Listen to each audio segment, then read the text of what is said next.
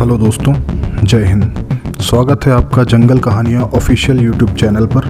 अगर आपने अब तक हमारा चैनल सब्सक्राइब नहीं किया है तो कर लीजिए। वीडियो पसंद आए तो लाइक करना ना भूलें और अपने दोस्तों के साथ शेयर ज़रूर कीजिए। तो चलते हैं हमारी आज की कहानी की तरफ। केनेथ एंडरसन कहते हैं 1940s का दशक था। उस समय के मैसूर राज्य के इलाके में एक भयानक दहशत फैली हुई थी, जो थी मैन ईटर टाइगर्स की दहशत। इसकी चपेट में कुछ इलाके आते थे जिनका नाम था चीतल दुर्ग, वेल्लारी, होसदुर्गा और होलाल केरे। ये छोटे छोटे शहर थे, लेकिन उस वक्त के हिसाब से काफ़ी बड़े थे। अब 1948 की एक सुबह बेंगलोर में मौजूद मेरे घर में मैं चाय पी रहा था तो सुबह मुझसे दो लोग मिलने आए। ये थे एक पति पत्नी, मिस्टर एंड मिसेस एंगस मैक्ताविश। ये दोनों कमाल के शिकारी थे और ये थे ट्रॉफी हंटर्स। इन लोगों ने भी सरकार का राजपत्र पढ़ा हुआ था, तो ये मेरे पास मदद लेने आए और इस बार इनका इरादा था होसदुर्गा होलाल केरे मैन ईटर को मारने का।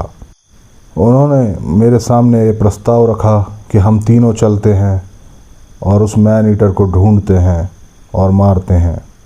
अब क्योंकि ये होसदुर्गा और होलाल केरे के आसपास जिस मैन ईटर ने वारदात कर रखी थी, इसकी खबर मुझ तक पहले ही पहुंच चुकी थी, तो मैं वैसे भी जाने ही वाला था, तो मैं तैयार हो गया।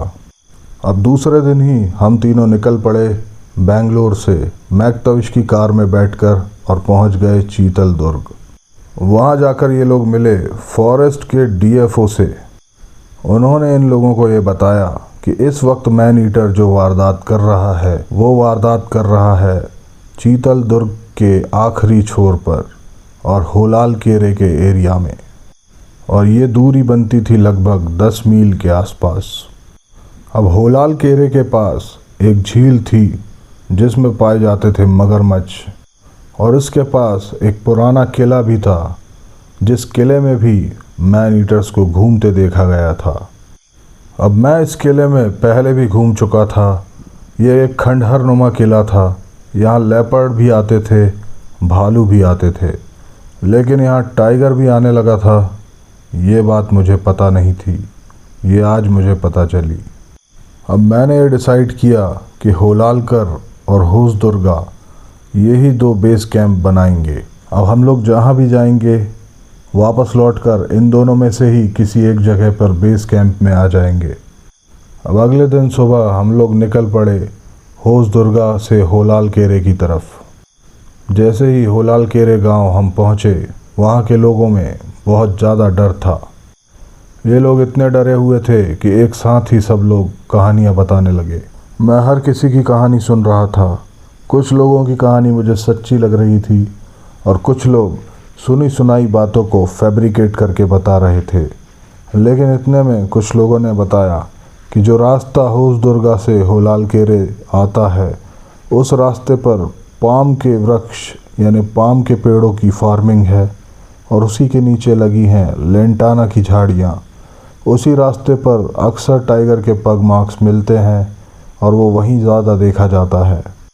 और अगर आप लोग उस रास्ते से रेगुलरली आना जाना करेंगे तो ये भी चांसेस हैं कि आपकी मुलाकात उन्हीं पाम ट्रीज़ के पास हो जाए उस मैन ईटर से। अब ये शाम के 7 बजे वापस उसी रास्ते से लौटे और ये पहुंच गए उसी पाम प्लांटेशन के पास। अब मिस्टर एंड मिसेस मैक्ताविश ने शिकार तो कर रखा था, मगर उन्होंने इससे पहले स्लॉथ बियर कभी नहीं देखा था। अब उस जगह पर पहुंचकर हमें एक काली परछाई सी दिखी जो कि वहां से कुछ तोड़ कर खा रही थी। मिस्टर एंड मिसेस मैक्ताविश को ऐसा लगा ये कोई काले रंग का बालों वाला इंसान है जो हमें देखकर भाग रहा है, मगर ये था भालू। क्योंकि मुझे ये बात पहले से पता थी, मैं बस जानना चाह रहा था कि वाइल्ड लाइफ के बारे में इन लोगों को कितना पता है। उस वक्त जब ये लोग उस भालू को इंसान समझ रहे थे, मैंने कुछ बोला नहीं। मैं बस चाहता था कि ये लोग खुद से ही जान जाएं कि ये है एक स्लॉथ बेयर। अब क्योंकि ये दोनों ट्रॉफी हंटर थे, इन्होंने आओ देखा ना ताओ उस बेचारे भालू को गोली मार दी और वो वहीं मर गया। और वापस सभी लोग लौट गए बेस कैंप। होसदुर्गा पहुंचकर हम लोग सो गए। सुबह उठे और नाश्ता किया और होसदुर्गा के आसपास हम लोग इकट्ठी करने लगे इन्फॉर्मेशन उस मैन ईटर के बारे में, यानी और भी लोगों से करने लगे हम पूछताछ। अब यहाँ पूछताछ करने पर पता चला कि मैन ईटर ने 2 वारदातें की है। एक थी 11 साल की लड़की जो रात में अपने घर से बाहर नेचर्स कॉल के लिए गई हुई थी और बिना आवाज़ के टाइगर ने उसे झपटा और ले गया। ना वो चीख पाई ना वो चिल्ला पाई और बस वो गायब हो गई। अब जब बहुत देर तक वो लड़की नहीं आई तो उसके माँ बाप लालटेन लेकर उसे ढूंढने निकले, लेकिन वो उन्हें नहीं मिली और कुछ मिली खून की बूंदें। ये समझ गए कुछ तो गड़बड़ है। अब उन्होंने गांव में हल्ला मचाया और 50 लोग इकट्ठे करके एक सर्च पार्टी बनाकर निकले उस बच्ची को ढूंढने के लिए। इन लोगों के पास थी डंडे, मशालें और कुछ पुरानी देसी बंदूकें। बहुत ढूंढने पर सिर्फ मिले कुछ कपड़े के टुकड़े और कुछ भी नहीं मिला। और दूसरा शिकार था एक आदमी, उसके साथ भी यही हुआ। अब ये जो दूसरा वाला आदमी था जिसे टाइगर ने खा लिया था, ये 2 भाई थे जो कपड़े धोने गए थे उस झील के पास मौजूद छोटे छोटे तालाबों में। इनके पास थे 3 गधे जिस पर ये कपड़े लाद कर ले गए थे। इसमें से एक जो बड़ा वाला भाई था, जब ये लोग लौट रहे थे उसे शेर ने दबोच कर ले गया। ये नज़ारा देखकर छोटा वाला इतना डर गया कि वो वहीं बेहोश होकर गिर गया और टाइगर की नज़र उस पर गई ही नहीं। अब जब ये लोग भी नहीं लौटे तो गांव वालों ने इसी तरह एक सर्च पार्टी बनाकर इन्हें भी ढूंढना शुरू किया। जब ये सर्च पार्टी उस जगह पहुंची तो इन्हें वो गधे रोड पर खड़े मिले और थोड़ा आगे जाने पर वो छोटा भाई बेहोश पड़ा मिला। उसे पानी छिड़क कर जब इन्होंने होश में लाया तो वो इस कदर डरा हुआ था कि मुंह से कुछ बोल ही नहीं रहा था, जैसे कि उसे लकवा मार गया हो।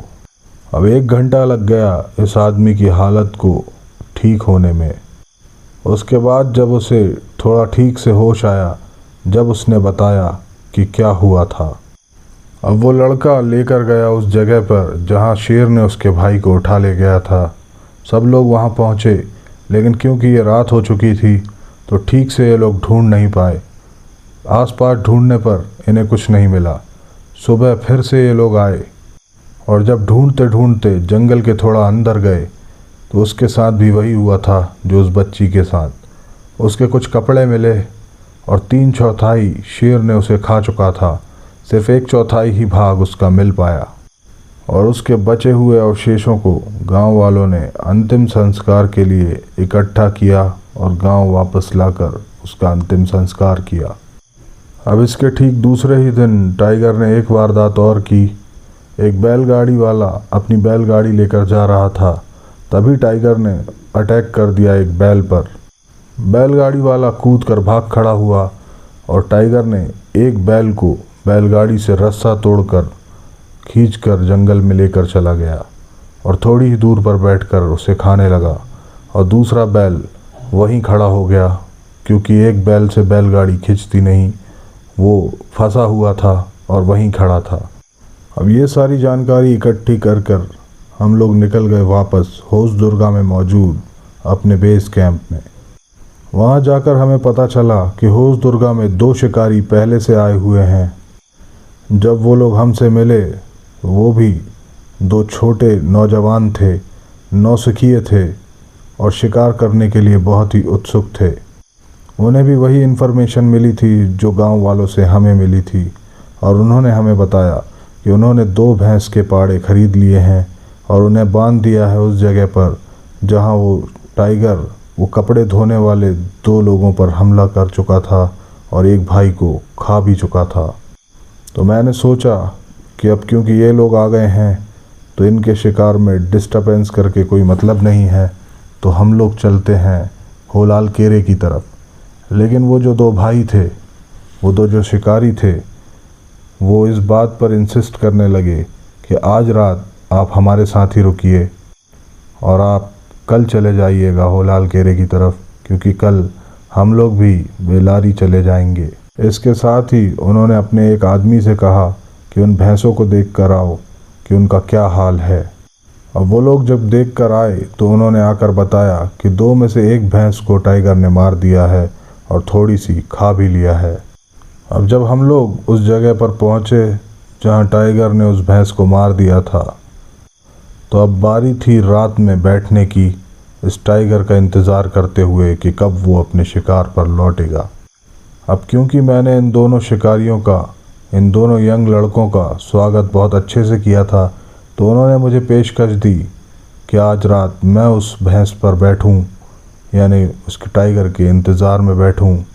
लेकिन मुझे ये अच्छा नहीं लग रहा था, क्योंकि वो भैंस के पाड़े भी उन्होंने ही खरीदे थे, तो आज उन्हें ही मौका देना चाहिए, ये मैंने सोचा और मैंने उनके प्रस्ताव के लिए मना कर दिया।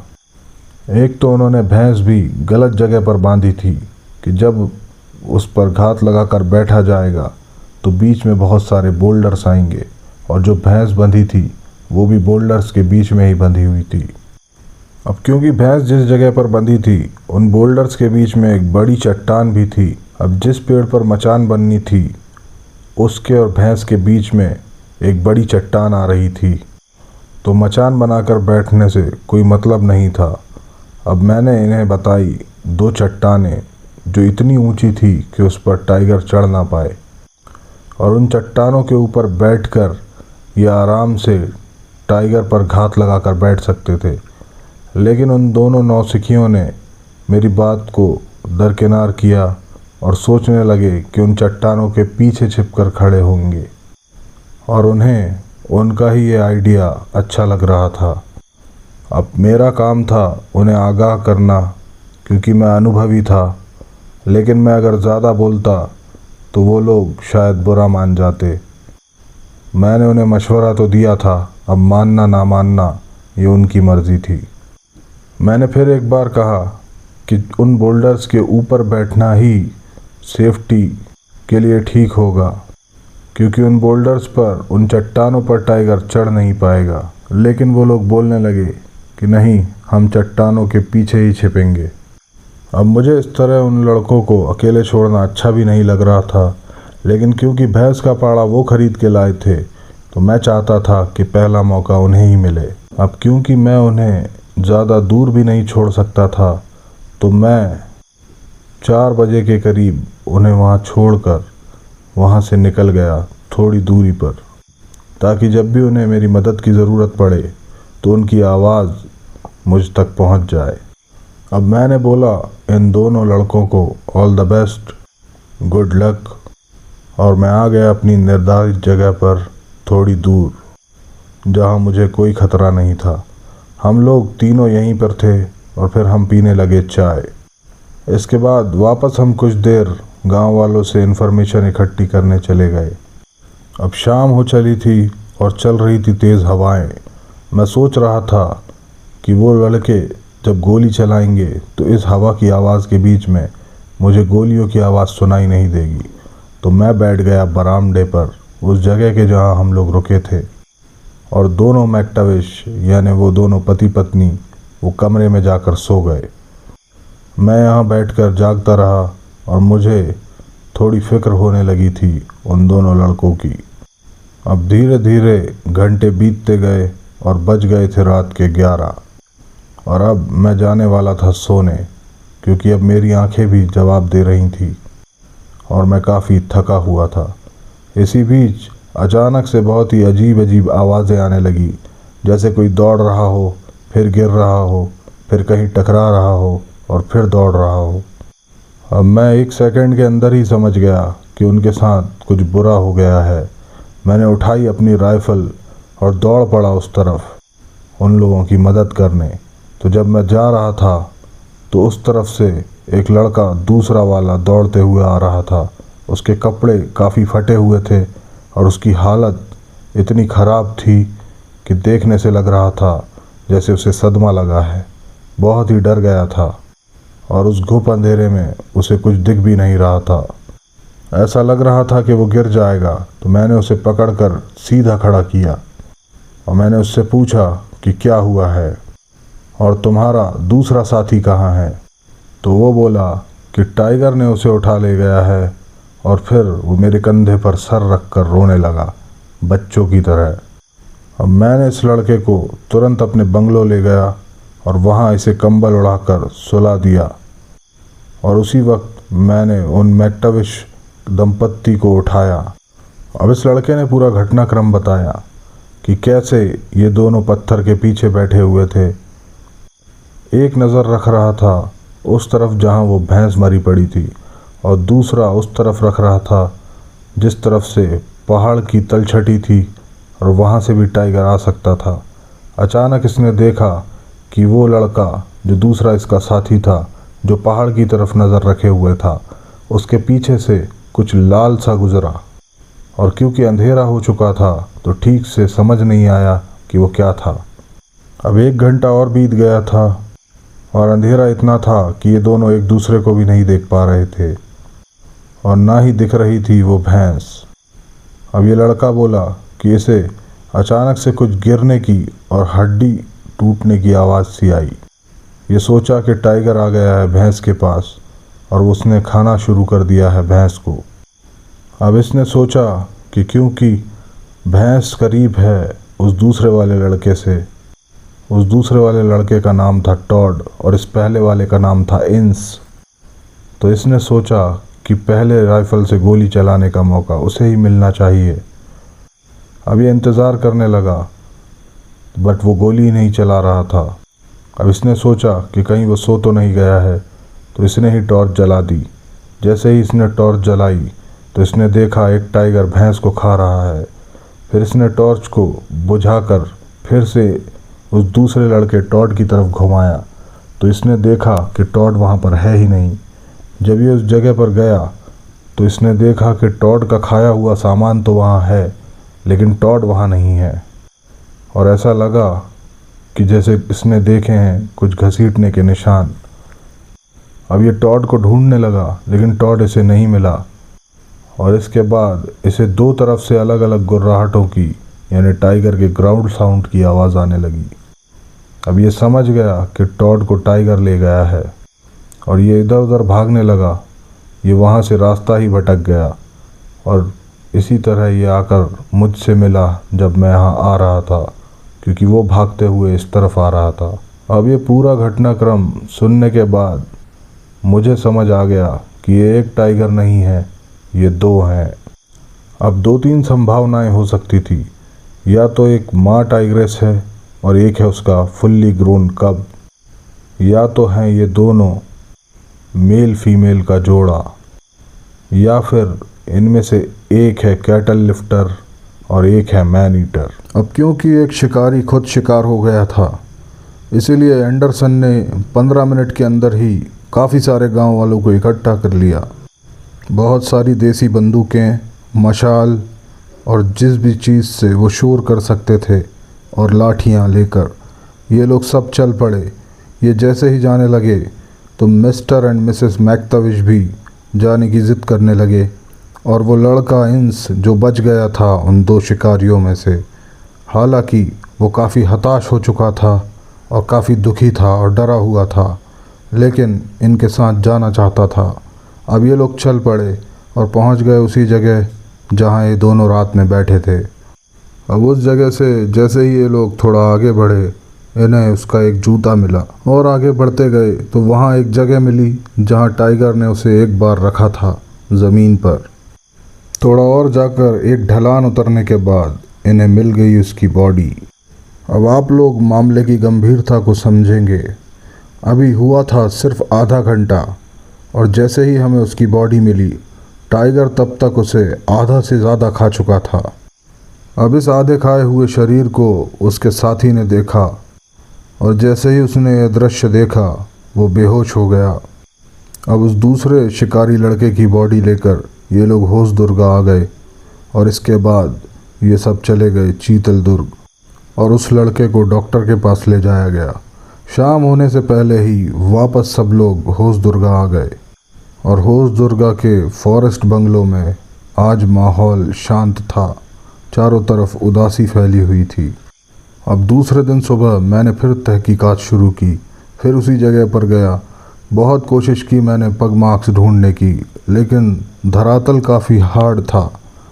वहाँ पर पथरीला सरफेस था, तो वहाँ कदमों के निशान यानी पग मार्क्स मिले ही नहीं।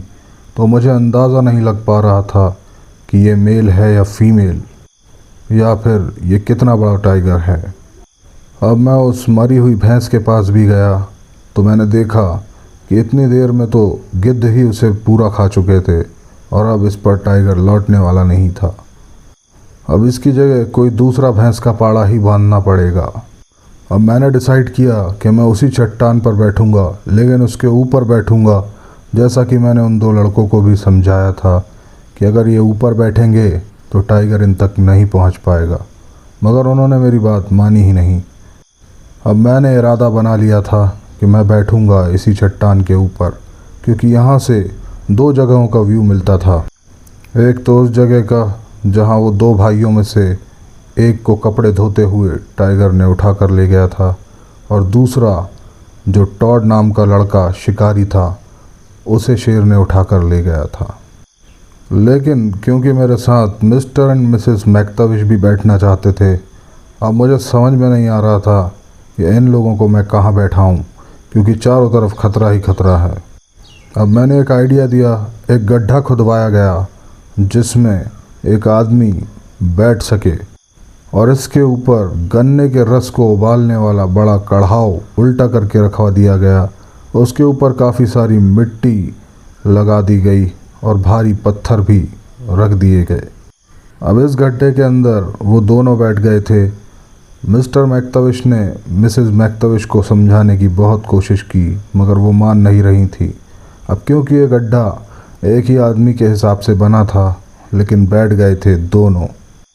अब पत्थर और मिट्टी रखने के बाद कुछ झाड़ियों से भी इसे कवर किया गया, ताकि अगर टाइगर आए तो उसे कोई शक ना हो। ज़मीन से 6 इंच का गैप बनाया गया था इस कढ़ाव के और ज़मीन के बीच में, जिससे कि ये लोग चारों तरफ देख सकें और टाइगर के आने पर अपनी राइफ़ल के बैरल को बाहर निकालकर उस पर निशाना भी ले सकें। लेकिन इसे इस तरह से बनाया गया था कि बाहर से अगर टाइगर या कोई और भी इसे देखे तो उसे पता न लग पाए कि इसके अंदर कोई बैठा है, और सांस लेने के लिए भी ये गैप बनाना ज़रूरी था। अब मैं बैठ गया उस चट्टान के ऊपर और ये दोनों मियाँ बीवी बैठ गए उस कढ़ाव के नीचे गड्ढे के अंदर। और उन्होंने गड्ढे में उतरने से पहले और मैंने चट्टान में चढ़ने से पहले ये तय किया था कि अगर किसी को भी किसी तरह की मदद की ज़रूरत होगी तो 3 विसल बजाकर यानी 3 सीटियां बजाकर सिग्नल देंगे। और फिर ले ली हम लोगों ने अपनी अपनी पोजीशंस। अब जैसे ही मैं उस चट्टान के ऊपर बैठा, वो इतना गर्म था कि मैं कुछ बता नहीं सकता। ऐसा लग रहा था कि कोई तवा है। उसने दिन भर की धूप सोख रखी थी और रात में वो अपनी एनर्जी को बाहर रेडिएट कर रहा था। अब रात हो गई थी, चारों तरफ घुप अंधेरा था, बहुत ही शांति थी, और रात के जो परिंदे बोलते हैं आज वो भी नहीं बोल रहे थे। अब अंधेरा घना होता चला गया। मुझे वो लोग भी नहीं दिख रहे थे क्योंकि वो थे ज़मीन के अंदर, और ना ही उन्हें मैं दिख रहा था। अचानक से ही मुझे 3 सीटियों की आवाज़ सुनाई दी। मैंने सोचा कि अभी तो कोई गड़बड़ हुई नहीं है और मुझे नहीं लगता कि भैंस के पाड़े को भी मारा गया है। मैं उतरा, मैंने देखा भैंस का पाड़ा तो सही सलामत खड़ा था। इसके बाद मैंने बहुत कोशिश करके उस कढ़ाव के ऊपर से वज़न हटाया और उस कढ़ाव को उठाया। अब आगे ये दोनों जो कहानी मुझे बताते हैं वो इस तरह है। अब क्योंकि वो गड्ढा एक ही आदमी के बैठने के हिसाब से खोदा गया था, अब उसमें ये दोनों बैठ गए थे, तो जगह वैसे ही तंग थी, मूवमेंट कर नहीं सकते थे। अब जो गैप बने थे 6-6 इंच के जिससे देखा जा सकता था, तो मैक्ताविश की वाइफ ने पीछे से देखा कि वहाँ पर उसे लगा कि कोई चट्टान रखी हुई है। फिर उसने सोचा कि यहाँ तो घुसने से पहले कोई चट्टान थी ही नहीं। उसने और गौर से देखा तो वहाँ पर एक बहुत ही बड़ा टाइगर बैठा हुआ था, जो कि झुक कर बैठा था, अपने पंजे सामने और उसके बीच में अपने सिर को छुपाकर, जैसे कि वो घात लगाकर बैठा हो। अब उसने अपनी कोहनी को अपने हस्बैंड को मारा और उसे बताने की कोशिश की कि पीछे टाइगर है। फिर इसके बाद उसने फुसफुसा कर कहने की कोशिश की और थोड़ा सा तेज़ जैसे ही उसने कहा, मिस्टर मैक्ताविश पीछे की तरफ घूमने लगे अपनी राइफ़ल लेकर। लेकिन इसी बीच उनकी राइफ़ल की बैरल टकरा गई उस कढ़ाव पर और एक आवाज़ हुई टन करके, जिससे वो टाइगर अलर्ट हो गया, खड़ा हुआ, कूदा और एक आवाज़ निकालकर वापस भाग गया। अब क्योंकि टाइगर को हमारी प्रेजेंस का पता चल गया था, तो अब यहाँ रुकने का कोई मतलब नहीं था, क्योंकि वो वापस आने वाला नहीं था। तो हम लोग निकल गए यहाँ से और चल पड़े होसदुर्गा बंगलों की तरफ और चले गए हमने। लेकिन वहाँ वो भैंस बंधी रहने दी थी। अब सुबह हमने कुछ आदमी भेजे कि जाओ जाकर भैंस को देख कर आओ। अब जब मेरे आदमी वापस आए तो उन्होंने मुझे एक चौंकाने वाली खबर दी। पता चला कि उस भैंस के पाड़े को मार दिया गया था और सिर को छोड़ के पूरा ही खा लिया गया था। जब मैंने वहां जाकर देखा तो 2 टाइगरों के पग मार्क्स मिले और इन 2 टाइगर्स ने उसे लगभग पूरा ही खा लिया था। और वहीं बगल में पड़ा हुआ था वो कढ़ाव जो रात में हम यहाँ छोड़ कर गए थे। इसको देखकर टाइगर को कोई फ़र्क ही नहीं पड़ा था। वो बैठे और दिलेरी से इस भैंस के पाड़े को मारा और खा गए, जैसे कि उन्हें इंसान की मौजूदगी से कोई मतलब ही नहीं है। अब मुझे पता चला कि ये 2 टाइगर में से आदमखोर भी है और ये बीच बीच में मवेशी भी खा लेता है। अब मेरे दिमाग में एक संभावना और भी पनप रही थी कि अगर ये 3 टाइगर हुए, जिसमें से 1 मैन ईटर और 2 कैटल लिफ्टर हुए, तो अब मैंने सोचा उसी जगह पर थोड़ा सा हटकर एक गड्ढा और खोदा जाएगा और इस बार उसमें बैठेंगे मैं और मिस्टर मैक्ताविश। उनकी वाइफ को बड़ी ही मुश्किल से समझा बुझाकर उस बंगलों में रोका गया, वरना वो मान ही नहीं रही थी। अब फिर से उस कढ़ाव को हम लोगों के ऊपर रख दिया गया और इस बार ऐसी सजावट की गई थी कि पता ही ना चले कि असली मिट्टी का टीला है या कोई कढ़ाव। और वही नीचे कुछ कुछ दूरी पर 6-6 इंच के गैप छोड़ दिए गए थे, जिससे राइफ़ल निकाली जा सके और हम लोग सांस ले सकें। और हमारे सामने भैंस का पाड़ा बांध दिया गया और इस बार ये गड्ढा थोड़ा बड़ा खोदा गया था, 2 आदमियों के बैठने के लायक। अब एंगस मैक्ताविश बैठे उस तरफ मुंह करके जिस तरफ भैंस का पाड़ा बंधा हुआ था और मैं बैठा उनकी पीठ से पीठ लगाकर पीछे की तरफ निगरानी करते हुए। और सेम ये प्लान हम अगले 3 दिन तक रिपीट करते रहे। 3 रातें और बैठे, लेकिन तब तक टाइगर का कोई अता पता नहीं था। अब जब चौथे दिन हम लोग फॉरेस्ट बंगलों में आराम कर रहे थे, तभी एक खबर आई कि एक आदमी को मैन ईटर ने मार दिया है और ये ठीक उसी जगह पर वारदात हुई है जिस जगह पर हमने भालू मारा था। अब जिस जगह पर उस आदमी को शेर ने मारा था और खा गया था, उसके बचे कुछ अंग उसके घर वाले और रिश्तेदार ले गए थे।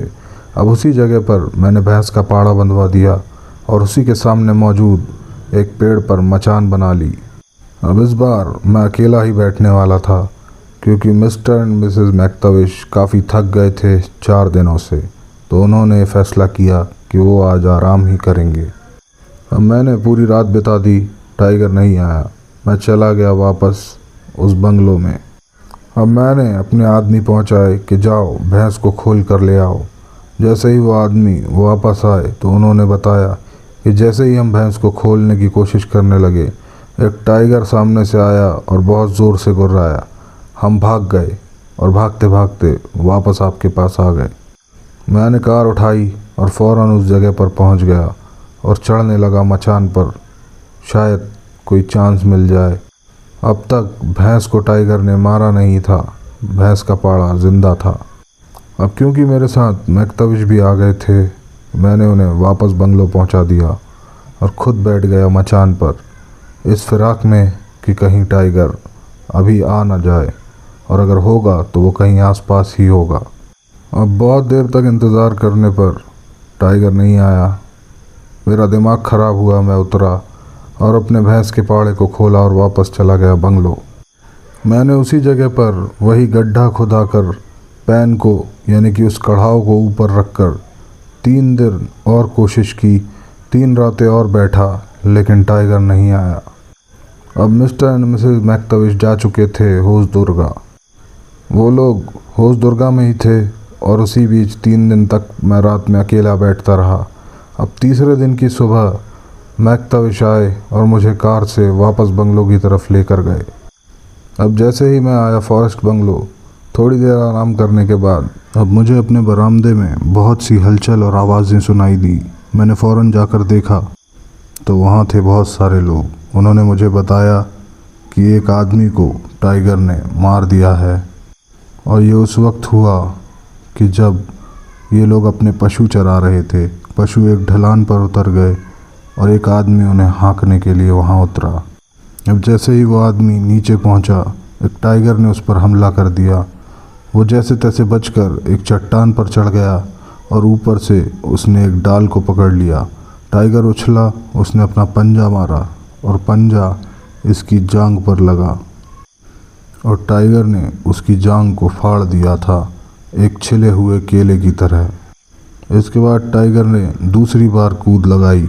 इस बार उसने जब पकड़ा तो उस आदमी के हाथ से वो डाल छूट गई। इसके बाद उसने उसे पैर से छोड़कर गले से पकड़ लिया और आदमी वहीं मर गया और उसे अपने मुंह में दबाकर घसीट कर ले गया। जब मैं उस जगह पर पहुंचा, मैंने देखा तो चारों तरफ खून ही खून था। ब्लड ट्रेल्स को मैंने फॉलो किया। अब मैं उस आदमी की बॉडी को ढूंढते हुए लगभग 600 मीटर तक चला। उसके बाद मुझे ये लगा कि शायद ये जगह हो सकती है, टाइगर उसे यहीं कहीं आसपास लाया होगा। इतने में ही मुझे एक टाइगर की ग्राउल सुनाई दी और सामने से एक ऊंचाई से एक पत्थर लुढ़का। टाइगर अभी अभी ही यहाँ पर था और हम लोगों की आहट सुनकर वो तुरंत कहीं छिप गया था। थोड़ी दूर और चलने पर हमें उस आदमी का शरीर मिल गया जिसे आधा निगल लिया गया था। अब मैंने ढूंढने की कोशिश की एक पेड़, लेकिन वहाँ कोई ऐसा पेड़ नहीं था जिस पर बैठा जा सके। सारे पेड़ सीधे ही थे।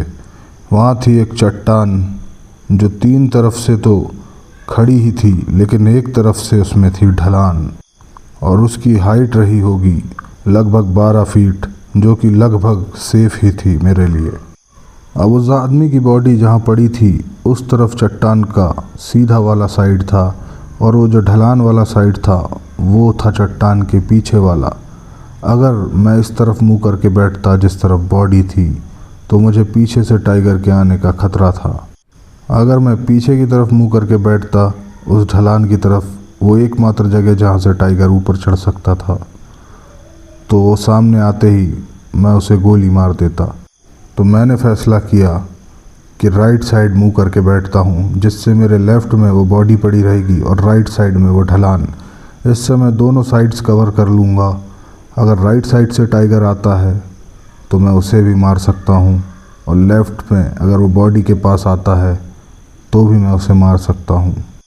अब मैं बैठ गया उस चट्टान के ऊपर। अब मैं जैसे ही चट्टान पर बैठा, मैंने मैक्ताविश को कहा कि तुम होसदुर्गा से इस जगह तक के बीच में रात भर अपनी कार से ड्राइव करते रहना, कंटिन्यू गाड़ी चलाते रहना, कि अगर वो टाइगर इधर मेरे पास नहीं आया तो वो शायद रास्ते में तुम्हें कहीं मिल जाए। अगर तुम्हें मिले तो तुम उसे गोली मार देना। अगर मैं यहाँ बैठा हूँ और वो मेरे सामने आएगा तो मैं उसे गोली मार दूँगा। और मैक्ताविश भी निकल गए अपनी कार से। अब हो गया था बहुत ही घना अंधेरा। अंधेरा इतना था कि मैं कुछ भी नहीं देख पा रहा था। अपने से 10 फीट दूर का भी मैं बिल्कुल नहीं देख पा रहा था। अब रात को लगभग 10 बजे के करीब एक सांबर डियर की कॉल हुई।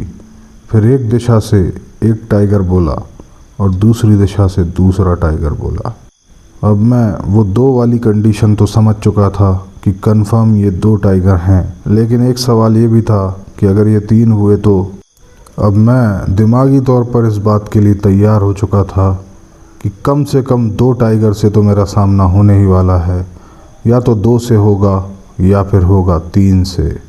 और कमाल की बात तो ये थी कि ये पहली बार थी जब मुझे पहले से पता ही नहीं था कि ये मैन ईटर मेल है या फीमेल, क्योंकि अब तक इनके क्लियर पग मार्क्स ही मुझे नहीं मिले थे। अब बहुत तेज़ हवा चलने लगी। टाइगर्स ने कॉलिंग बंद कर दी और शांति थी, सिर्फ हवा की आवाज़ थी। इसी बीच एक उल्लू ने कॉल की। उसके बाद फिर शांति थी और सिर्फ हल्की हल्की हवाओं की आवाज़ आ रही थी। इसके बाद मेरे राइट साइड से एक धाड़ की आवाज़ आई जिस तरफ ढलान थी उस चट्टान की। अब मैंने जैसे ही पलट कर देखा अपनी दाहिनी तरफ, तो मैं जिस कंडीशन को सोच रहा था कि टाइगर ऐसा नहीं करेगा, इस टाइगर ने वही किया। मैन ईटर को कहीं से पता चल गया था कि मैं इस चट्टान में बैठा हूँ। शायद वो दूर से छिपकर मुझे देख रहा था और उसने छलांग लगा दी थी मेरे ऊपर, लेकिन क्योंकि वो ये ढलान पूरी नहीं चढ़ पाया था और वो गिरकर वापस ज़मीन में उस ढलान से फिसलते हुए गिरा। जब वो कूदा था तो ये वही आवाज़ थी जो मैंने सुनी, धड़ करके। मुझे बहुत ज़्यादा ही टेंशन होने लगी। अब मैं दोगुना अलर्ट होकर बैठ गया और इंतज़ार करता रहा कि वो टाइगर फिर से कब आएगा, क्योंकि वो ये छलांग लगाने के बाद भाग चुका था, कहीं छिप गया था। अब सुबह हो गई, मैं नीचे उतरा। मैं बहुत ज़्यादा अलर्ट था कि टाइगर कहीं झाड़ियों में छिपा हो सकता है और शायद मुझ पर अभी भी हमला कर सकता है। लेकिन मैं पहुंच गया उस रास्ते तक। कुछ ही देर में मैक्ताविश वापस आ गए और रात भर वो भी घूमते रहे, कार इधर से उधर ड्राइव करते रहे, होश दुर्गा से होलाल केरे के बीच, लेकिन उन्हें भी टाइगर नहीं दिखा। अब मैंने अपने आदमियों से कहा कि उस आदमी की बॉडी को पत्तों से ढक दो ताकि कोई दूसरा जानवर या टाइगर उस पर आ ना पाए।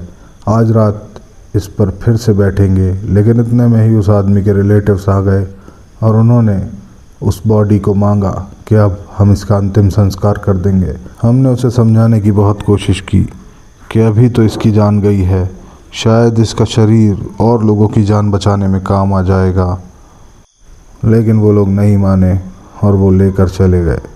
अब इतने में ही जब वो लोग गए, इसके बाद कुछ गांव वाले और मेरे पास आए। उन्होंने बताया कि जहां मैं 3 रात बैठा था अकेला और जहां मैंने भैंस बांधी थी, उस भैंस को टाइगर ने मार दिया है। अब मैंने और मैक्ताविश ने फैसला किया कि उसी गड्ढे के अंदर आज रात बैठेंगे टाइगर के इंतज़ार में।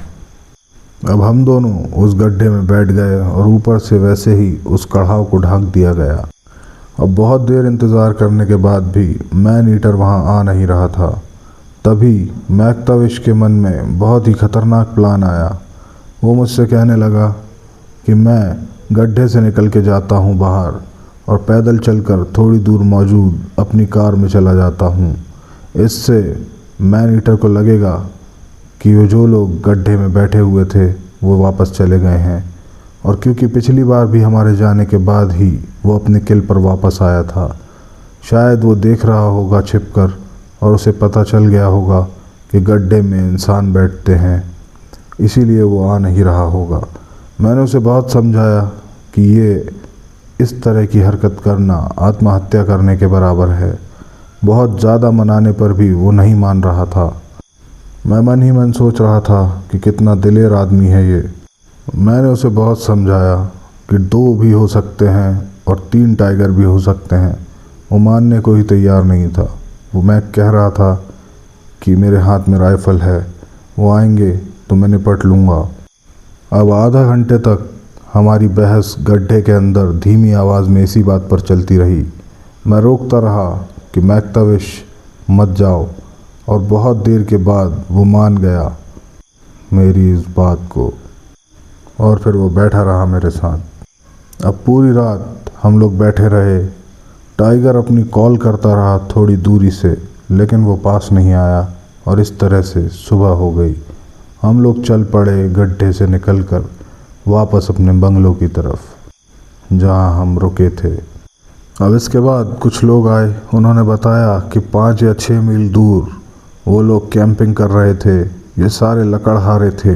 वहाँ रात में टाइगर ने एक बैल पर हमला किया है, लेकिन बैल अभी ज़िंदा है। फिर उन लोगों ने बताया कि एक वाटर का रिजर्वर है, उसके पास हमने टाइगर को अक्सर बैठे आराम करते देखा है। अब जैसे ही हम लोग पहुँचे उस वाटर पूल के पास तो हम लोगों को मिल गए टाइगर के क्लियर पग मार्क्स। यहाँ 2 किस्म के टाइगर थे, एक था बड़ा जो मेल था और एक फीमेल थी।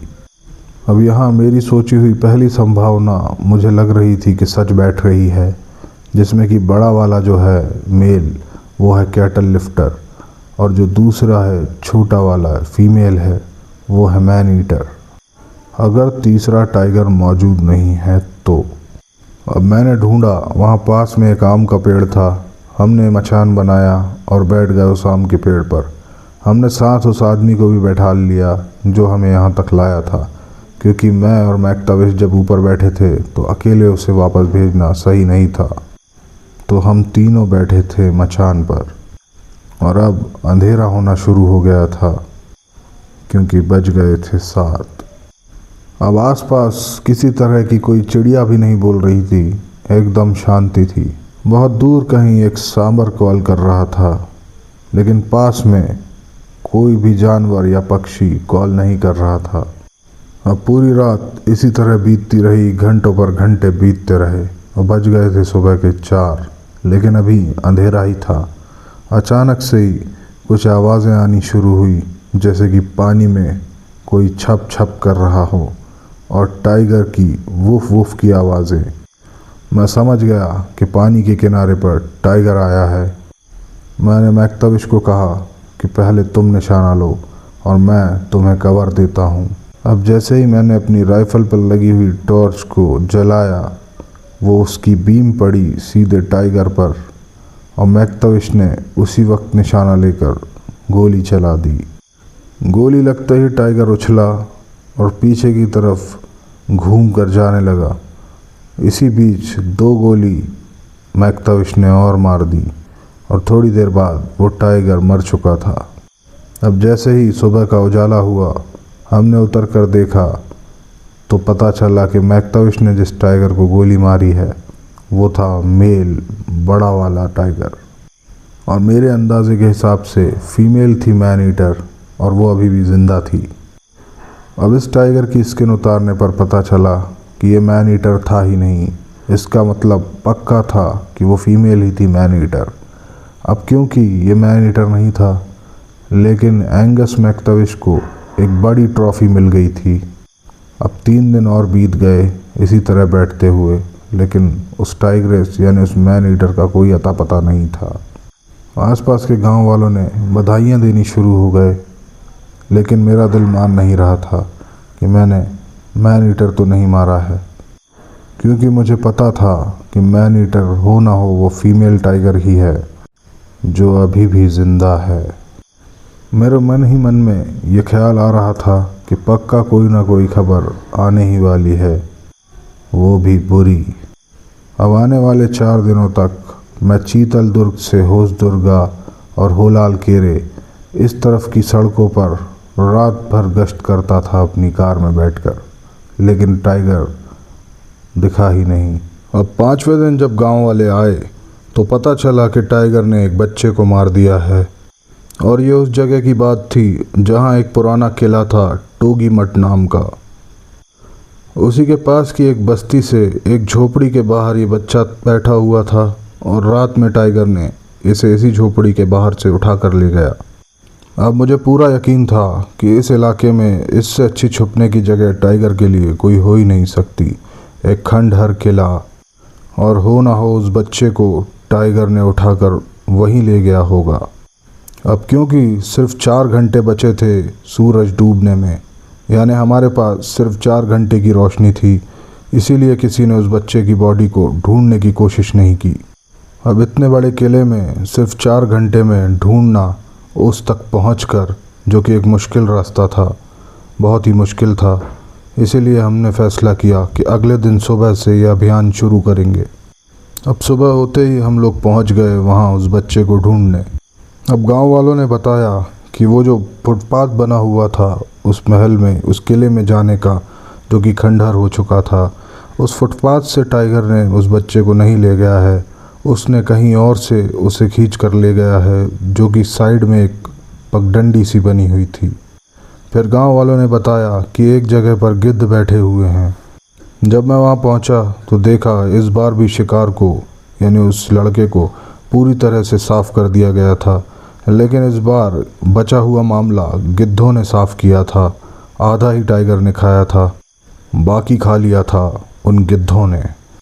अब मैंने डिसाइड किया कि जो भी बचा कुचे अवशेष हैं उसी के पास घात लगा कर बैठा जाए, क्योंकि एक उम्मीद है कि शायद टाइगर आ सकता है वापस।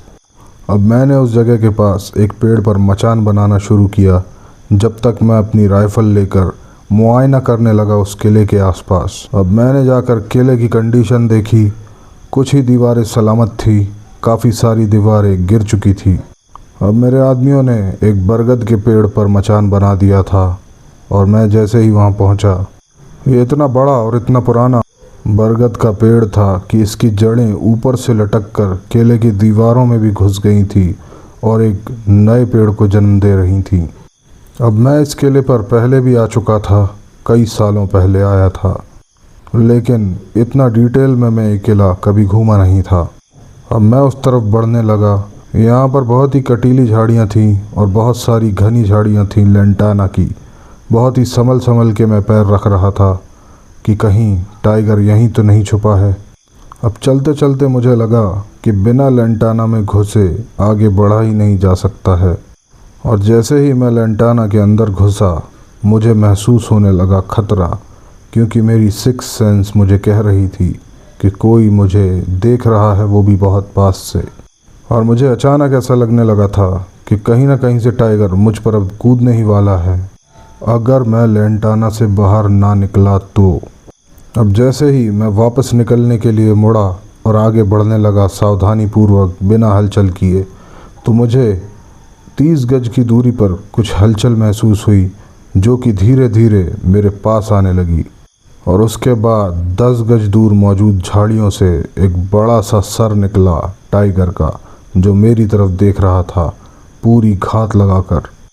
वो टाइगर मेरे इतने पास पहुंच चुका था कि उसका खुला हुआ मुंह मैं देख सकता था, उसके सफ़ेद चमकदार दांत और उसकी जीभ और उसकी गुस्से में तपती हुई आंखें। अब मैंने अपनी राइफ़ल घुमाई। सेफ्टी कैच पहले से मैंने ओपन रखा हुआ था, और मैंने मार दी गोली, जो कि जाकर सीधे लगी उसके मुंह के अंदर। अब ये टाइगर मुझे आगे बढ़ता हुआ दिखा मेरी गोली लगने के बावजूद। अब मैं भागने लगा, क्योंकि वो अभी रुका नहीं था। गोली लगने के बावजूद वो मेरा पीछा करने पर तुला हुआ था। वो अपनी जितनी स्पीड से भाग सकता था गोली लगने के बाद, मेरे पीछे वो भाग रहा था, और मुझे मजबूरन उन झाड़ियों के बीच में से भागना पड़ा, जिससे मैं छिल गया था बुरी तरीके से। इस तरह भागते भागते मैं 15 गज ही भाग पाया था, और वो टाइगर आ गया था मेरे 2 गज पीछे। अब मैं जैसे ही घूमते ही मैंने 3 गोलियां और मार दी।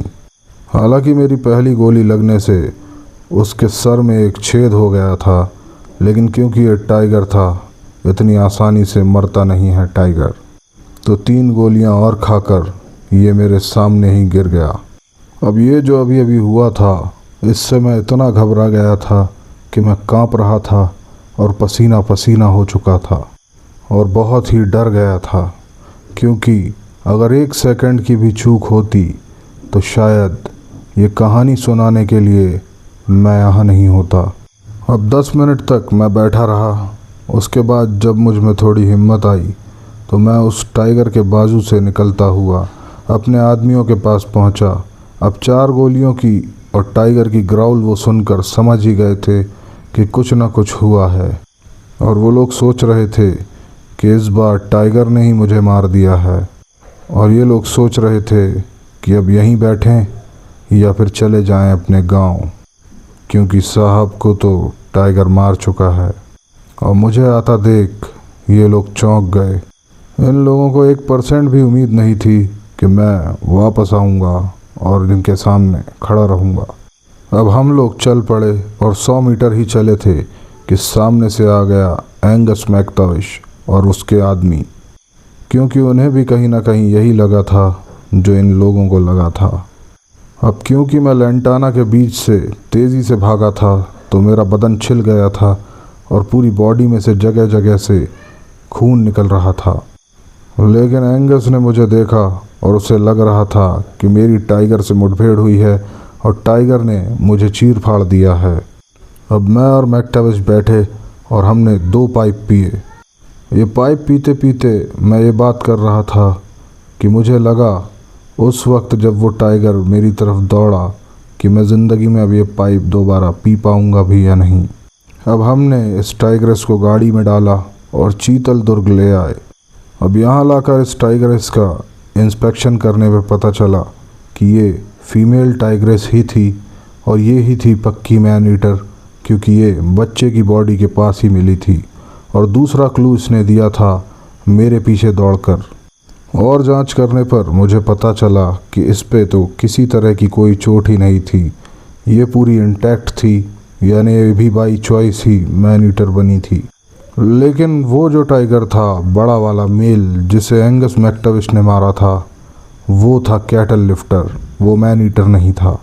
लेकिन शायद अगर वो इसके साथ ज़्यादा दिन रहता तो वो भी बन जाता मैन ईटर, मगर क्योंकि वो इसे अभी अभी मिला था इसीलिए ये अपनी आदत उसे लगा नहीं पाई थी आदमियों को खाने की। लेकिन अगर इसके बच्चे होते तो आगे चलकर वो भी मैन ईटर ही बनते, ऐसा मुझे लगता है। तो दोस्तों, इस तरह से अंत होता है होस दुर्गा होलाल केरे मैन ईटर का।